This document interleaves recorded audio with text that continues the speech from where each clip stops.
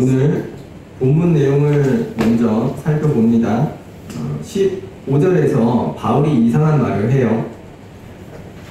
내가 행하는 것을 내가 알지 못한다 라는 말인데, 자기가 하는 것을 자기가 모르겠다? 이게 무슨 말일까요? 이제 15절 하반부에 그 내용이 나오는데, 내가 원하는 것은 행하지 아니하고 도리어 미워하는 것을 행함이라. 그러니까 본인이 하고자 하는 것은 딱 있는데 정작 자기 행동은 다른 것을 하는 것 같아요. 자, 마음은 이렇게 하고 싶은데 몸은 거기에 따르지 않고 자기가 원치 않는 다른 일을 한다는 것인데요.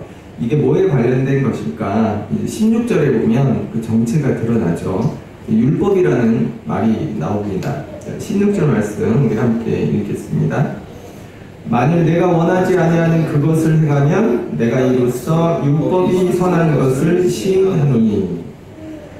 이게 말씀이 좀 어려워요. 내가 원하지 아니하는 그것을 행하면 내가 이로써 율법이 선한 것을 시인하노니.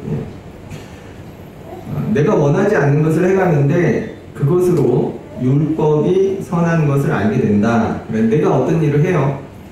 근데 그 일이 내가 원하는 것일 수도 아니면 원하지 않는 것일 수도 있는 거예요. 그런데 내가 그 어떤 일이 하기 싫어요. 그 행위를 내가 하면 안 된다 생각하는 겁니다. 왜냐하면 율법에서 하지 말라고 했으니까. 율법에서 그렇게 하면 안 된다고 하니까. 그러니까 율법에서 그렇게 하면 안 돼, 이렇게 해야 돼, 이게 옳은 거야, 그렇게 정해 놓았어요.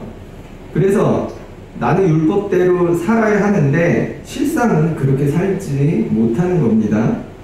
그렇게 살지 못할 때 이렇게 살면 안 되는데 라는 죄책감이, 그런 생각이 드는 거예요. 그게 왜? 라고 하는 거예요. 왜 그런 생각이 드느냐. 내가 이러면 안 되는데, 율법대로 살아야 되는데, 그렇게 양심의 가책을 느끼는 이유는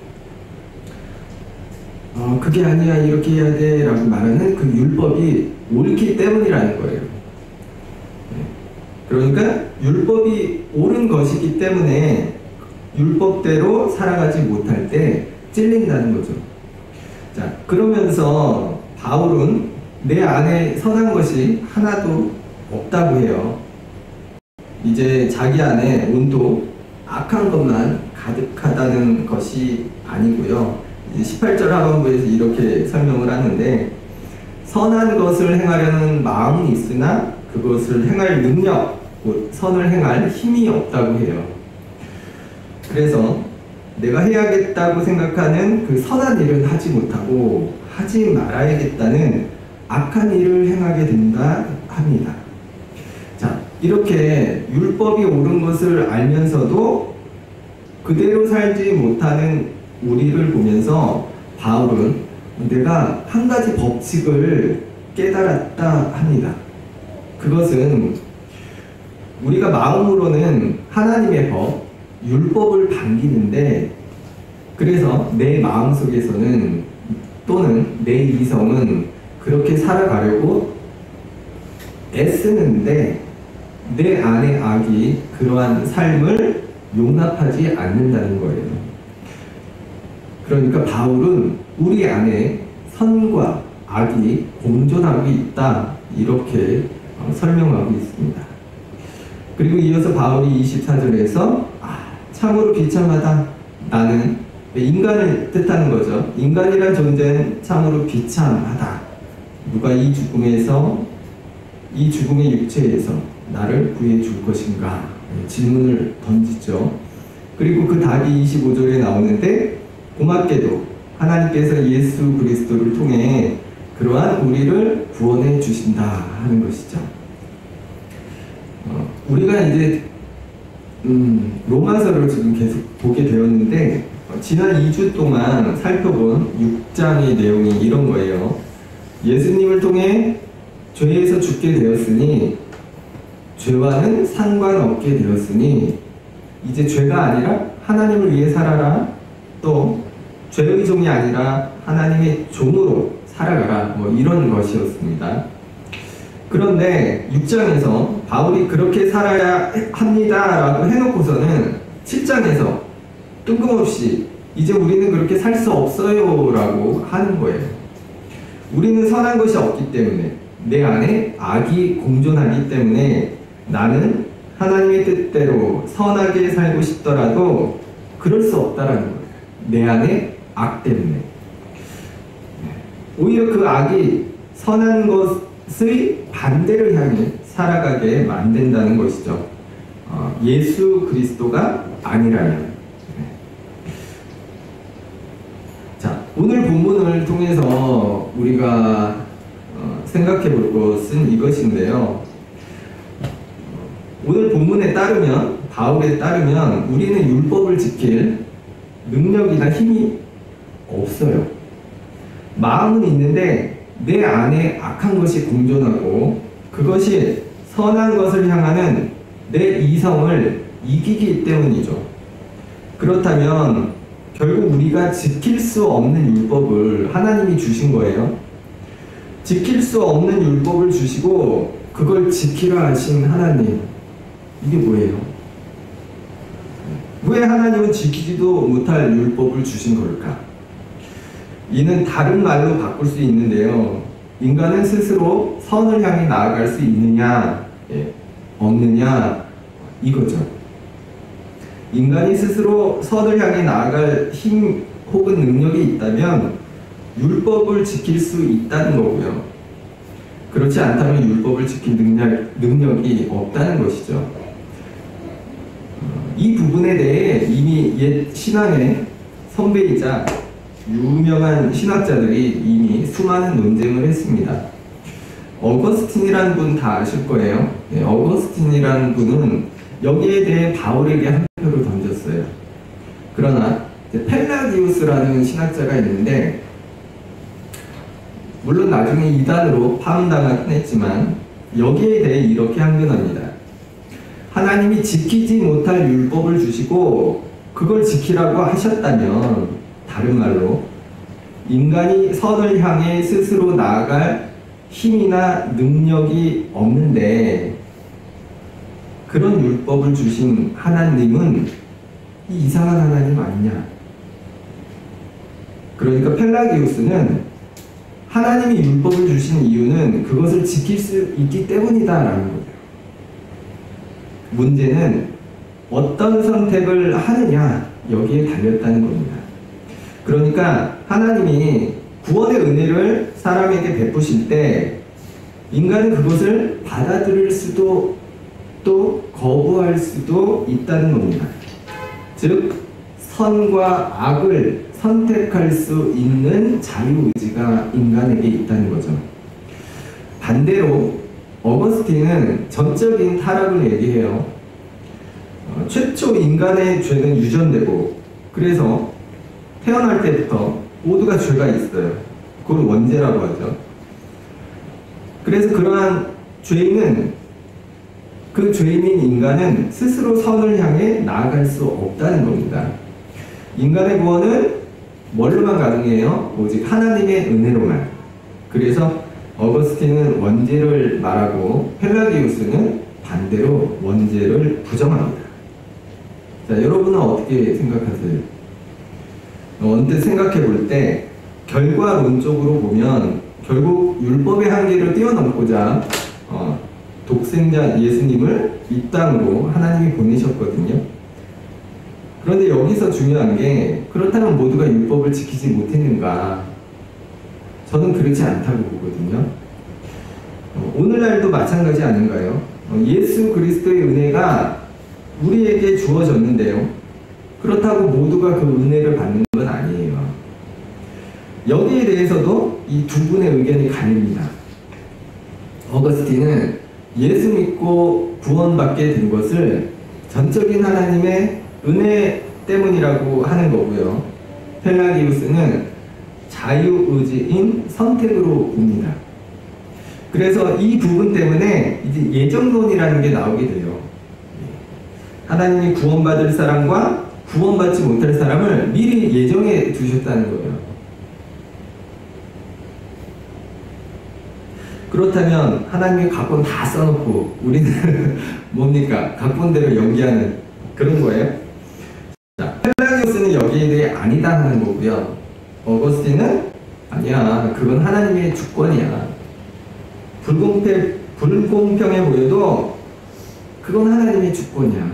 우리에게는 참정권이 없어. 이렇게 얘기하는 거예요. 그러니까 이런 거예요. 다 죽어야 하는데 하나님이 은혜로 그 중에 살려주시는 거예요. 근데 죽는 사람들이 왜 난 안 구해줘? 라고 할 수 없다라는 거예요. 그건 하나님의 주권이라는 거예요. 그래서 불공평해 보이지만 사실은 불공평하지 않다라는 거예요. 네. 자, 어떻게 생각하세요? 불공평해 보이죠? 아니에요? 네. 자, 어거스틴이나 바울의 말이 옳을까? 아니면 펠라기우스의 말이 옳을까? 사실 이거는요, 기독교 역사 동안 계속 싸워왔던 문제예요. 그래서 답이 뭘까? 답은 몰라요. 이제 나중에 하나님 만나면 여쭤봅시다. 자, 그렇지만 그럼에도 저는 제 개인적인 생각은 이런 거예요. 인간은 스스로 선을 향해 나아갈 수 있다. 다만 이제 예수 그리스도가 그것을 도우신다. 제 생각이에요. 네. 저는 여기에 대한 근거를 창세기에서 하나님이 인간을 창조하실 때 하나님의 형상대로 지으셨다는 것에서 찾아요. 하나님이 자신의 형상대로 인간을 창조하셨다는 것은 이제 여러 의미가 있습니다. 그러나 특히 단지 어떤 형상, 외모를 가리키는 것이라기보다 그분의 성향이나 그분의 방향성을 가리키는 것으로 볼 수 있어요. 그래서 어떤가요? 하나님을 모르거나 믿지 않는 사람들도 선한 행동을 하잖아요. 왜요? 하나님의 형상대로 지음을 받았기 때문으로 설명할 수 있겠죠. 그래서 지금 하나님이란 그분을 오늘날 믿지 않더라도 사람이 선한 행동을 할 수 있는 것 아닐까? 네, 저는 그렇게 생각해요. 그리고 분명한 것은 하나님이 인간에게 선택의 자유를 주셨어요. 자, 에덴에서 인간이 선악과를 따먹고 죄를 지었어요.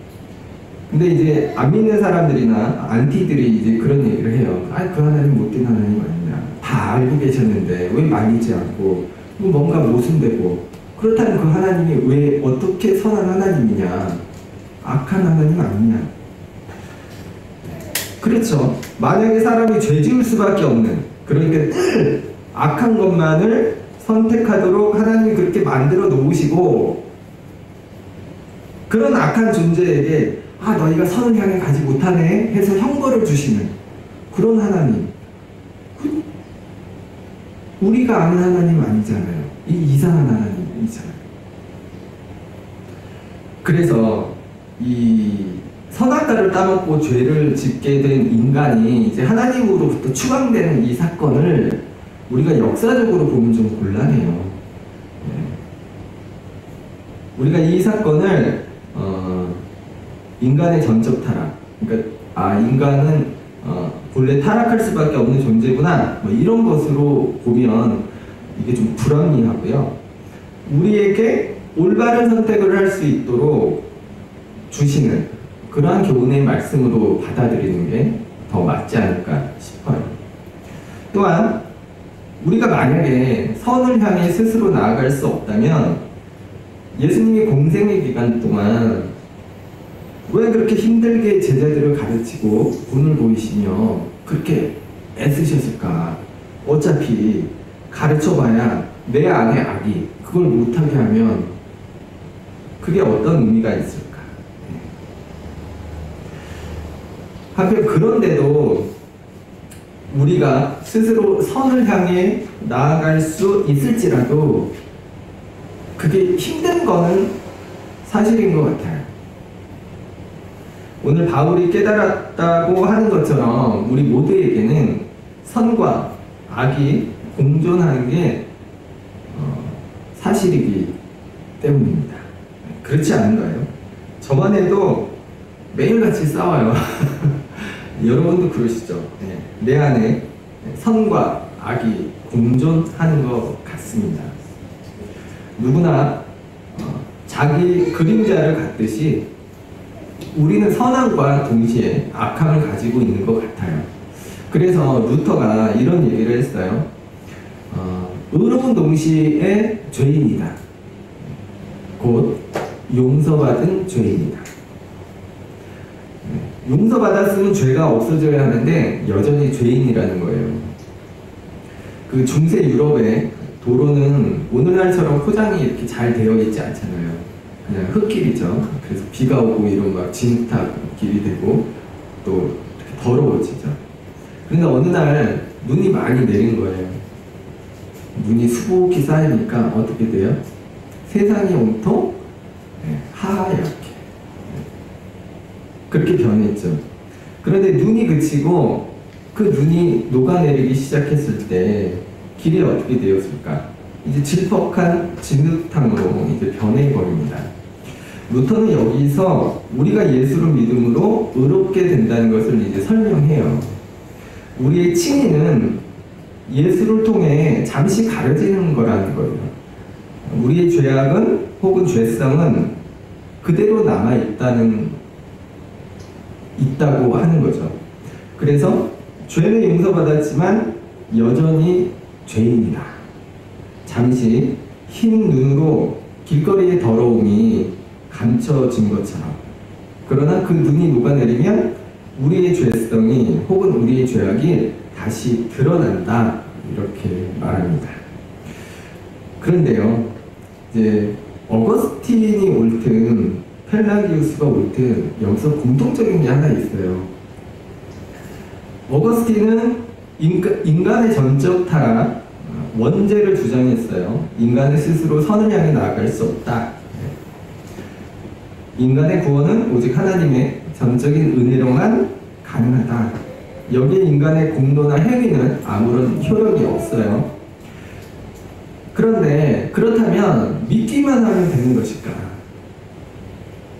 아니겠죠. 여기 따라오는 게 있습니다. 그게 뭡니까? 믿음에 합당한 행위. 사실 바울도 똑같은 얘기를 하는 거거든요. 우리가 지금 로마서를 하고 있는데 로마서를 보면 우리가 흔히 할 수 있는 오해가 믿음에 관한 책이 로마서 아닌가 이런 거예요. 그런데 사실 바울이 하고 싶은 이야기는 로마서 뒷부분에 나와요. 이제 참고로 이제 성경을 보실 때 이런 문학적 기법을 좀 살펴보면서 읽으면 아주 좋아요. 많이 사용되는 거라 간단히 제가 설명할게요. 잘 들어보세요. 먼저 사실에 관해서 일깨워줘요. 그리고 거기에 맞는 그에 따른 요구를 합니다. 예를 들어 자, 아이가 밖에 나갔는데 밖에 비가 오고 있어요. 엄마가 그걸 보고 아이한테 말을 해요. 밖에 비가 오네. 자, 밖에 비가 온다는 말을 한 엄마의 의도는 뭘까요? 아이에게 밖에 비가 온다는 사실을 알리고 싶었을까요? 물론 그것도 맞죠. 그런데 정작 하고 싶었던 말은 뭐예요? 비 오니까 우산 갖고 가라는 얘기예요. 성경이 이러한 구조를 많이 써요. 로마서 역시 마찬가지입니다. 바울이 로마서 전체적으로 믿음에 관해서 길게 설명을 해요. 그런데 그 이유는 뭐냐? 하나님의 값없는 은혜의 선물인 믿음으로 너희가 구원받게 되었어. 그 사실을 알려주기 위한 거거든요. 그런데 그게 정작 바울이 하고자 했던 그 말이 아닌 거예요. 그 사실을 일깨워서 이제는 그 믿음에 합당한 행위를 해야 해. 이 말을 하고 싶었던 거죠. 그게 이제 로마서 12장부터 나오거든요. 그러니까 결국 바울도 하나님의 은혜로만 구원이 가능하다고 하지만 이게 중요한 게 아니에요. 우리가 값없는 하나님의 은혜로 구원받았다면, 믿음으로 구원받았다면 이제 그 믿음에 합당한 행위를 해야 해. 바울에게 이게 중요했던 거죠. 펠라기오스로 잠깐 넘어가 볼게요. 펠라기오스는 인간의 자유의지를 얘기했어요. 인간이 죄를 짓는 것은 인간이 전적으로 타락한 존재여서도 또 아담의 죄가 유전돼서도 아닌 거예요. 인간이 죄를 짓거나 인간이 하나님의 은혜를 받아들여서 선을 향해 가는 것도 모두 인간의 자유의지인 거예요. 그래서 여기서 중요한 것은 믿음뿐만 아니라 행위가 더 강조돼요. 인간이 선택하고 선을 향해 나아가는 행위가 구원받을 수 있게 하기 때문이죠. 그래서 어거스틴과 펠라기우스의 신학적 소견은 다르지만 강조하는 것은 마찬가지예요. 믿음에 합당한 행위로서의 행위든 인간의 자유의지로서의 행위이든 구원에 합당한 행위가 필요하다는 거예요. 자, 어거스틴 펠라기우스 얘기 너무 오래 할 것 같아요. 오늘 본문 25절은 로마서 7장의 결론 부분이라고도 할 수 있는데요. 여기 25절을 잠도 깰게요. 한번 같이 봅니다. 우리 주 예수 그리스도로 말미암아 하나님께 감사하리로다. 그런즉 내 자신이 마음으로는 하나님의 법을, 육신으로는 죄의 법을 섬기노라. 자, 이 말씀은요, 언뜻 보면 이렇게 보여요. 내가 본래 죽어야 했는데 예수님 때문에 구원받게 되었어요. 그러니 너무 고맙습니다. 그런데요, 저는 아직도 죄 안에 머물 수밖에 없네요. 죄송합니다. 뭐 이런 내용 같아요. 이는 마치 어거스틴의 주장과도 같아 보입니다. 죄에서 벗어날 수 없는 나를 하나님이 하나님의 은혜로 구원하신. 그러나 우리가 앞에서 살펴보았듯이 이게 바울이 정작 하고 싶었던 말은 아니에요. 다만 이러한 죄 속에 거하고 그로 죽을 수밖에 없는 우리를 하나님의 은혜로 구원해 주신 그 사실을 언급하는 거죠. 왜요? 그러니까 그 죄를 이겨내야 한다. 그래서 다음 장인 8장 12절에 이런 말씀이 있어요. 이제 바울이 그러므로 형제들아 우리가 빚진 자르되 육신에게 져서 육신대로 살 것이 아니니라. 우리가 구원받은 것을 이렇게 표현해요. 빚졌다. 그러니 이제 빚을 갚아야지. 다른 말로 구원에 합당하게, 믿음에 합당하게, 육신에 곧 악에게 져선 안 돼, 이겨내야 해, 이런 말을 하는 거죠. 한편 25절을 다르게 볼 수도 있겠는데 인간은 죄를 이겨내기 어려워요. 그렇지만 예수님이 그걸 가능케 하신다는 고백으로 볼 수 있어요. 나는 할 수 없지만 내가 예수를 믿고 의지할 때 예수를 통해 죄를 이겨낼 수 있다는, 내 안에 공존하는 선과 악의 싸움에서 그리스도가 나로 이겨낼 힘과 능력을 주신다는 그런 고백으로도 볼 수 있겠어요. 그런데 이거는요, 그리스도라는 전적인 하나님의 은혜가 있지만 내가 할 일도 있는 거거든요. 내가 할 일이 뭐예요? 싸우는 일. 그러므로 어거스틴이 옳든 펠라기우스가 옳든 간에 우리에게는 구원에 합당한 또 믿음에 합당한 행위가 요구되는 거예요. 자, 말씀을 마치려 합니다. 여러분, 우리가 스스로 선을 향해 나아갈 수 있을지라도 혹은 없을지라도 우린 끊임없이 악과 싸움을 해야만 하는 것이 분명해요. 오늘